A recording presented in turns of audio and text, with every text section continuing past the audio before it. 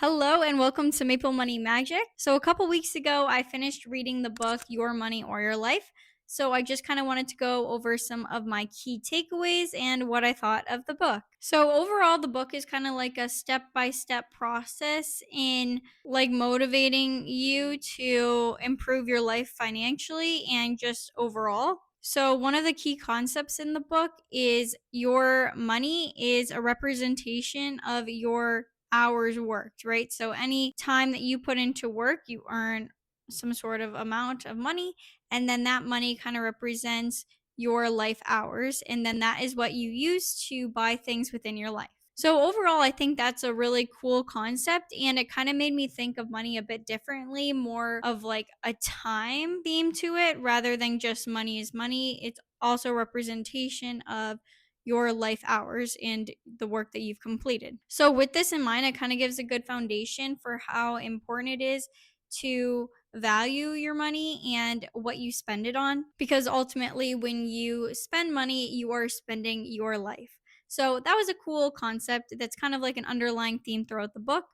Then there's like a step by step type guide to become more financially successful and independent. One of the first recommended steps is to calculate the amount of money that you have earned your entire life. So, if you actually do this and kind of go through and see like how much money have I actually earned in my life, like since you were 16 and started working, like adding up everything, it's a substantial amount of money actually that you have made. So, and then you can kind of compare that to what you have and the assets that you have and just kind of see where your money went. And then this can be kind of shocking, I think, for some people because you don't realize, especially like for myself too, like I did not realize how much money I made and then how much money I've spent. It was like it's a huge wake up call there to say, what am I really spending my money on and where is it going? So that kind of gives you an overall picture of your money journey so far. And then one of the next steps is to calculate actually how much that you spend in a month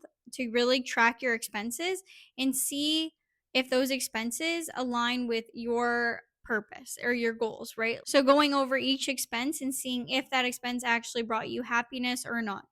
So that's a pretty cool exercise, I think, that really enlightens you on if what you're spending your money on is bringing you happiness and aligning with your goal.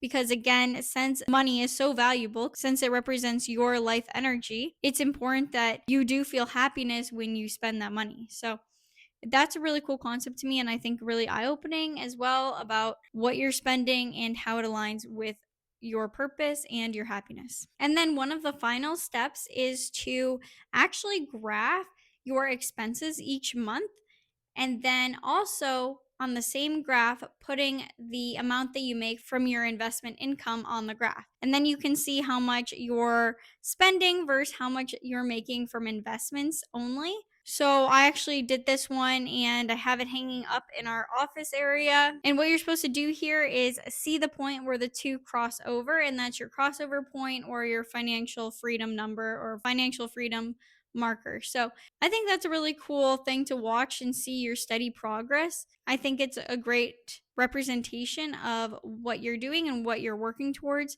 So I do like this one. I'm excited to see how it grows throughout the years. Again, I just made my graph, so I don't have too many months on it. I tried to go back like 6 months to just kind of also just to kind of see some growth. So I'm excited for that one and to track our progress throughout these next couple of years. And then also an underlying theme throughout the book is also how much we spend on wasteful items that we don't actually need that are kind of just hurting the world. Like we don't need all this junk, right? Like, but we have it and it's advertised to us. So just kind of a reminder there about not overconsumption and only buying what truly makes us happy. So overall, I think it was a pretty good book. I definitely learned a lot and kind of got a different perspective on money and how I should be tracking it. And then on top of that, I have this cool graph now that's going to show me my crossover point one day and kind of is a nice visual representation of that as well. And then also, I've been struggling a bit too with money and spending it and when to spend it. So I do like the thought process behind your money being your life energy and how do you want to spend it? Like, what makes you happy to spend it on? So I'm really trying to dive a bit deeper into that concept and see what are the things that I truly care about and want to spend money on. Because I don't believe you should just be cheap with everything, because then you're just going to be miserable with a lot of money. Like, that's not my life goal, and I don't think that's anyone's life goal. So just, it's a skill to know what you want to spend money on and what brings you joy when you do spend money. So I am trying to look inward and see what these things that I want are, and how can I ensure that I'm spending on that and not the things that I don't want. Overall, cool perspective, and I think it's a pretty good read for anyone interested in this type of thing. So yeah, that's my overall review of the book. All right, well, thank you for watching. See you next time.